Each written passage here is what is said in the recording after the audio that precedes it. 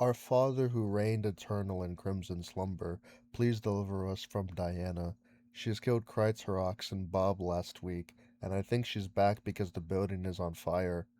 From a hasty prayer by Alan, priest of Belzar. For 1,000 years, the Order of the Exalted Lion has defended mundane society from the supernatural with a trademark combination of elite training and exotic weaponry. As the commander of the Order's hunters, Diana drove Europe's vampire population into exile and eliminated the self-appointed Unseen Light diplomat. She slew the Mad King of Batavia, then slew the vampire Mad King of Batavia, then finally slew the ghost vampire Mad King of Batavia. She is the national hero of Batavia. But when she uncovered corruption in the Order itself, Diana fell into a trap. Breaking into the chambers of the Supreme Patriarch, Diana was seized by dark magic and drove her into a death-like sleep. She fought for moments of wakefulness, catching a glimpse of the Order's sub-basements, a winding forest of thorns, and finally an expanse of darkness filled with screams. Diana awoke on the shores of Nastrom, a land deep within Helheim. The endless dead sensed the unfamiliar warmth of mortality and swarmed to consume it, and so she fought. She held the dam at bay for 11 days before the goddess Hel herself found her and ejected the troublemaker. A Valkyrie found Diana lost between worlds and offered her a place in Valhalla. In Valhalla, Diana is a ruthless combatant and a force for justice, but she sees that monsters like Azoth and Mordex are allowed into Warrior's Heaven and plots their destruction. I need a dozen quicksilver bombs, 5 quarts of holy water, 200 silver bullets, and 1 steak if you've got it. Diana to Octavius, quartermaster of the order.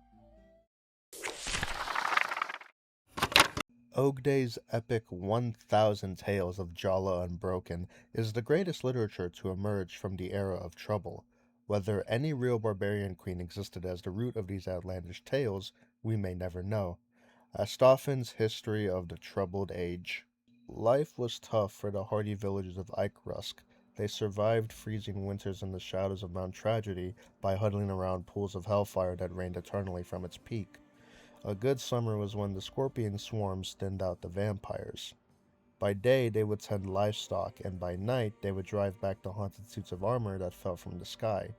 Hardship made them tough, and most potential enemies were awe enough to leave them alone. Not so the Lord of Scales, riding the Dragon of Conflagration. He burned the village to the ground and then some. Young Jala survived only because she was safely suspended in midair, climbing the dragon's bulk with axe and knife. In the sky over her burning town, Jala cast down the Lord of Scales and seized control of the dragon. However, it was too late for her home. Astride the great worm, Jala set off. Thus began the greatest venture epic of the age. Jala stole the scepter of invincibility from the, formerly, of invincible king.